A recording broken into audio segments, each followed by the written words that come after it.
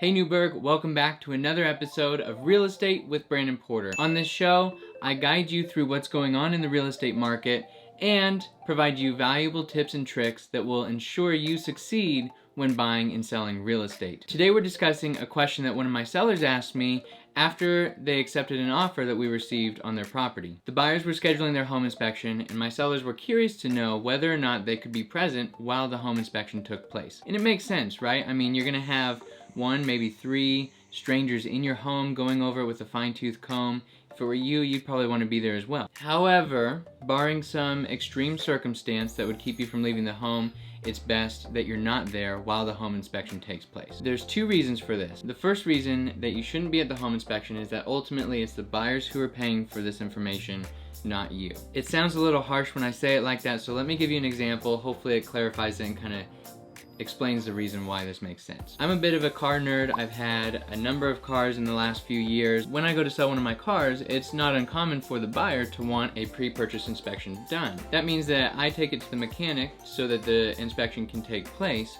but the buyer is the one who's paying for the inspection because it's to ease their mind should they decide to purchase the car. I'm not the mechanic's client, so if I were to ask for that inspection report, he'd say, I'm sorry, you're not the one paying for it. The buyer is the one who is entitled to the information, not me, even though it is my vehicle. It's really the same thing that's taking place with the home, the only difference being that the home doesn't travel to the home inspector because houses can't move. I mean, technically they can, but that's a different story.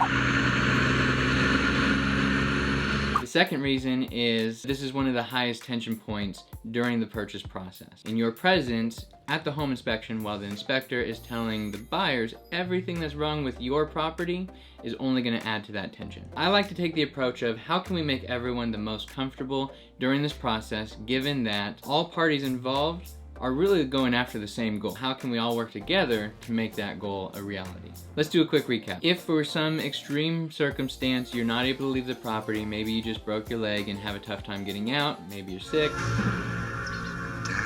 If none of that is the case and you are able to leave the property, that is best. The first reason being ultimately the buyers are the one who are entitled to the information, and the second reason being it just reduces the stress for everyone involved. It takes the awkwardness out of the transaction and make it as easy for everybody as possible. Thank you so much for watching. If this information was valuable to you, please like and share this video.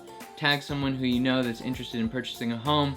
I will see you in the next episode.